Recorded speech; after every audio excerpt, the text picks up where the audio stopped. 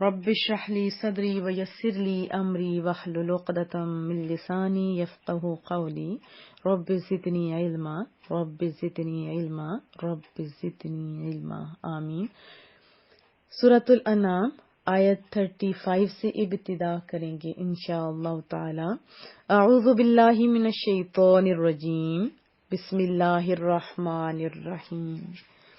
وَإِن كَانَ، اور اگر ہے، کبرا، کاف بار را روٹ ورڈ ہے، معنی ہوتا ہے شاک گزرتی ہے، مشقت، شاک گزرنا، دشوار ہونا، اور کبیرہ اس عمل کو بھی کہتے ہیں جس میں مشقت اور صعوبت ہو۔ علیکا، آپ پر، کاف کی ضمیر، معنی ہوتا ہے یو، تم، مراد کیا ہے؟ محبوب کریم صلی اللہ علیہ وسلم پر۔ اور اگر گراں گزرتی ہے، بھاری لگتی ہے، شاک گزرتی ہے، اعراضہم، اعراض کرنا، منہ موڑنا، روح گردانی کرنا، ان کا روح گردانی کرنا، ان کا منہ موڑنا۔ وَإِن كَانَ كَبُرَ عَلَيْكَ إِعْرَاضُهُمْ، اور اگر آپ پر ان کا حق سے روح گردانی کرنا گراں گزرتا ہے یا شاک، جیسے ہم لوگ کہتے ہیں شاک لگ گیا، یعنی شاک گزرتی ہے، فَإِن، پس اگر، استطاعت، آپ سے ہو سکے، جیسے طاقت ہوتا ہے استطاعت رکھنا، ان تبتغی، تو تلاش کر لیجیے۔ تبتغی کہتے ہیں اس کوشش کو، یعنی کوشش کے ساتھ کسی چیز کو طلب کرنے پر بولا جاتا ہے۔ اگر آپ ڈھونڈ لیں، نفق، نفق جو ہوتی ہے ٹنل، ایک سائڈ سے آتے ہیں دوسری سائڈ سے چلا جاتا ہے نا بندہ، تو نفق۔ اسی طرح مال بھی ایک سائڈ سے آتا ہے دوسری سائڈ پہ چلا جاتا ہے۔ نفق، کوئی سرنگ، فی الارض، زمین میں۔ فَإِنِ اسْتَطَعْتَ أَن تَبْتَغِي نَفَقًا فِي الْأَرْضِ، اور اگر آپ سے ہو سکے تو زمین میں سرنگ تلاش کر لیجیے۔ او سلما، سلما کہتے ہیں سیڑھی کو، جو بلندی کی طرف جانے کے لیے سیڑھیاں استعمال کرتے ہیں۔ سلما، یا کوئی سیڑھی، فی السماء، آسمان میں۔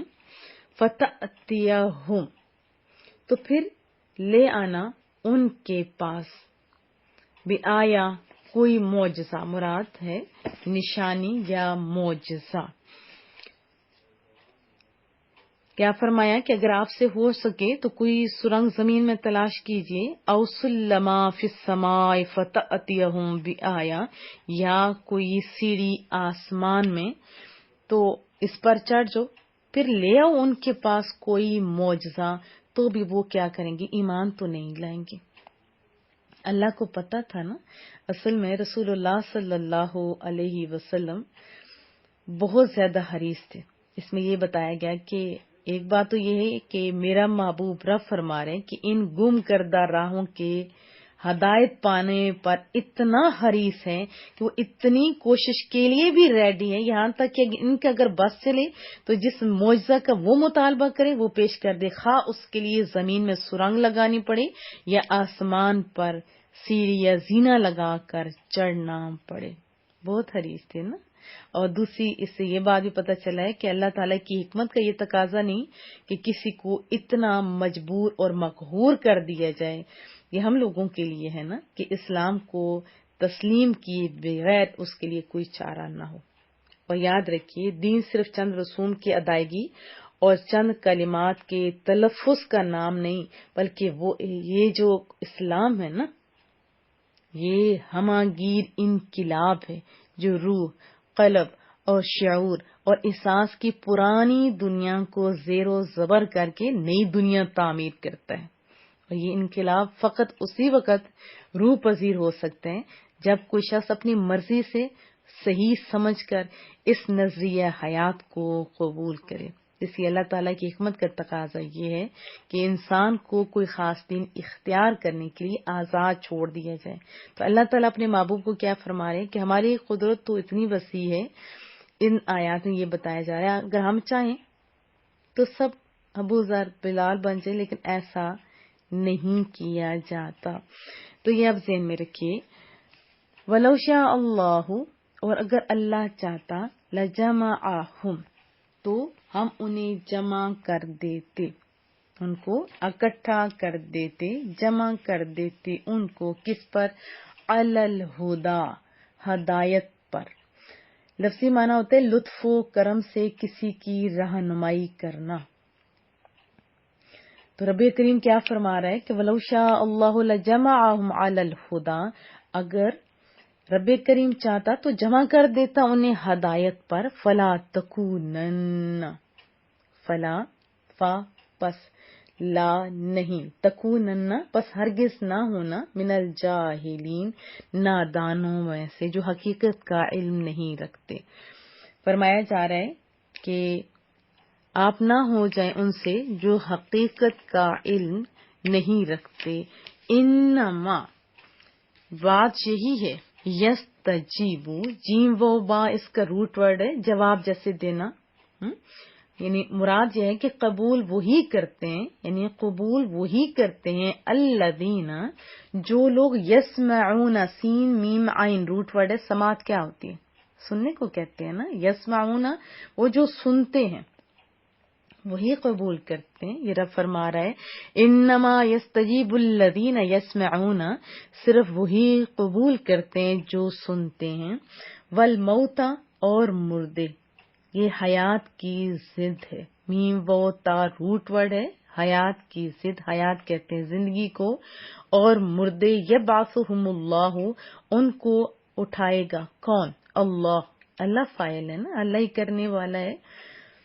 ثم پھر الیہ یرجعون اسی کی طرف لوٹائے جائیں گے، والموتى یبعثہم اللہ ثم الیہ یرجعون اور ان مردہ دلوں کو اٹھائے گا اللہ تعالی، پھر وہ اسی کی طرف لوٹائے جائیں گے۔ وہ کہتے ہیں وقالوا لولا نزل علیہ آیۃ من ربی، اور بولے کیوں نہیں اتاری گئی ان پر ان کے رب کی طرف سے کوئی نشانی۔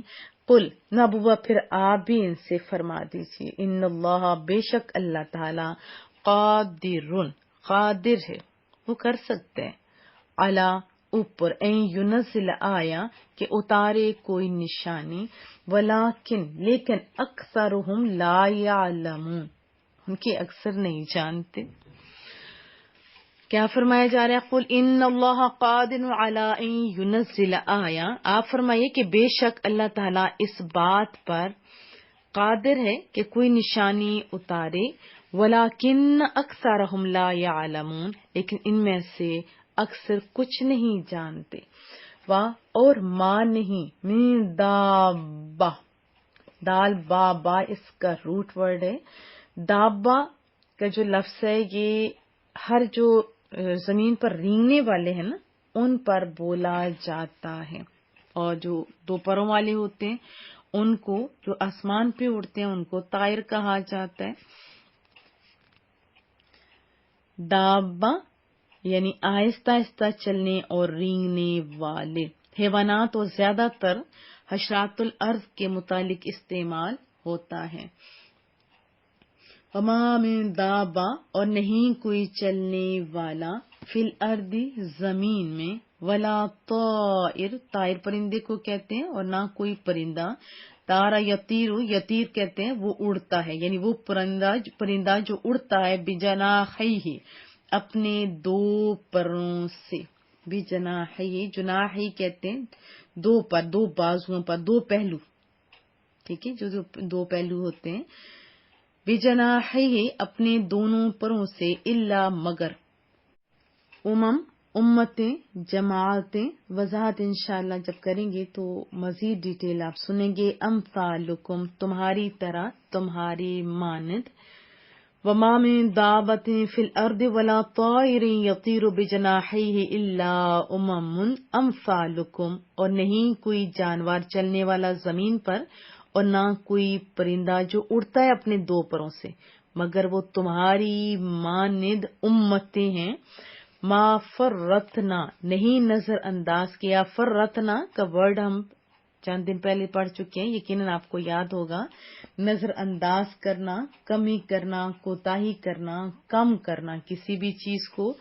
فی الکتابی کتاب میں یعنی اس قرآن کریم میں، من شیء کسی چیز کو، ثم پھر الی ربہم اپنے رب کریم کی طرف، یحشرون وہ سب جمع کیے جائیں گے. ما فرطنا فی الکتاب من شیء ثم الی ربہم یحشرون، نہیں نظر انداز کیا ہم نے یا نہیں کمی چھوڑی ہم نے کسی چیز کی اس کتاب میں، پھر اپنے رب کریم کی طرف اٹھائے جائیں گے. والذین کذبوا وہ لوگ جنہوں نے جھٹلایا کس چیز کو، بآیاتنا ہماری آیتوں کو، ہماری آیات کو، ہماری نشانیوں کو. والذین کذبوا بآیاتنا اور جنہوں نے ہماری آیتوں کو جھٹلایا. صم و بکم، صم کہتے ہیں بہرے کو، بکم کہتے ہیں گونگے کو. فی الظلمات اندھیروں میں، ظلمات میں اندھیروں میں، سرگردائیں ایسے جیسے اندھیرے میں. آپ خود سوچیے اندھیرے میں بندہ چل رہا ہو، ڈھونڈ رہا ہو تو کچھ ملتا ہے؟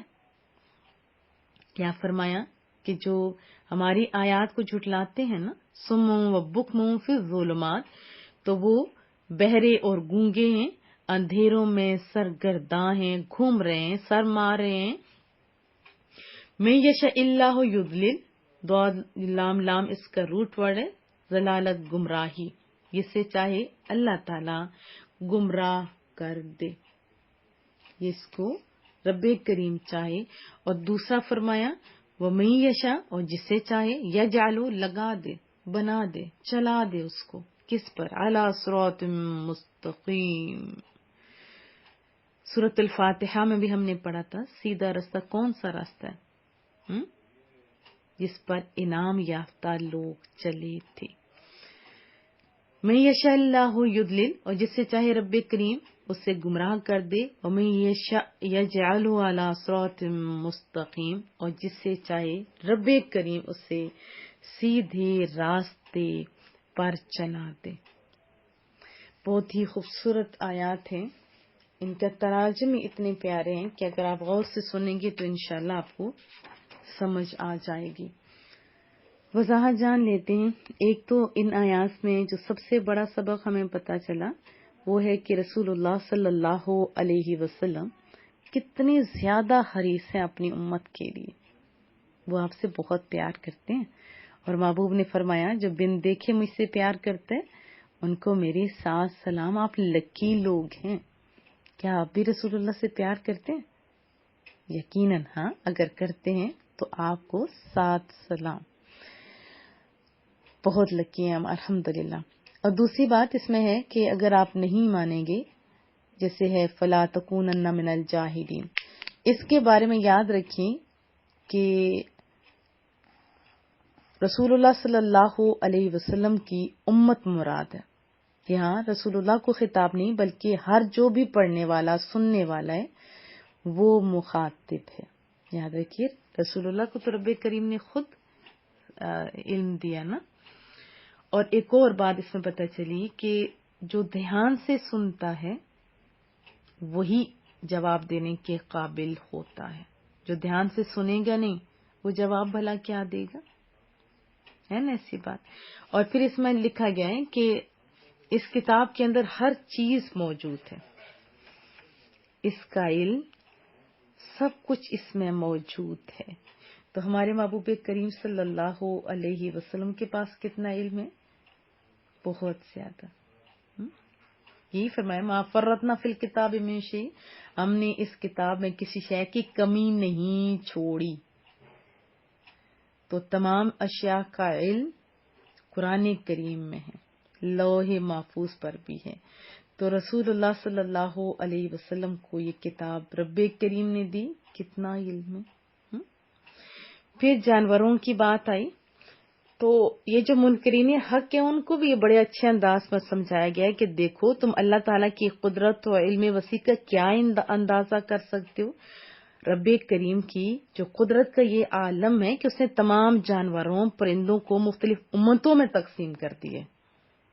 ان میں سے ہر ایک کی پیدائش دیکھی، موت کے لیے الگ الگ قانون بنا دیے ہیں نا، ان کے مزاج کے موافق ان کی غذا کا اہتمام بھی فرمایا گیا ہے، ضروریات کے مطابق انہیں مختلف قسم کے اعضاء بھی دیکھیں عطا کیے گئے، جس خطۂ زمین میں اور جس آب و ہوا میں انہیں زندگی بسر کرنا ہوتی ہے۔ آپ ذرا غور تو کیجئے، ان کی کھال، سکن، ان کے بال، ان کی جسم کی ساخت میں ان کی کمال رعایت نہیں ملحوظ رکھی گئی۔ پھر ہر ایک کے فرائض کے مطابق اسے شعور اور سمجھ عطا کی گئی۔ کتنے سیانے ہوتے ہیں جانور بھی، چھوٹے سے جو بلی کے بچہ ہے، کبھی اس پر کے سامنے ابلتا ہوا دودھ تو رکھیں، وہ دودھ پیتے ہیں نا، لیکن وہ ابلتا ہوا دودھ نہیں پیے گا۔ 2 دن کے بچے کو ذرا منڈیر پہ یا دیوار پہ بٹھا کے دیکھیں تو صحیح، وہ نہیں گرے گا، جبکہ انسان کا بچہ تو بڑا ہو کے بھی گر جاتا ہے نا، ایسی بات۔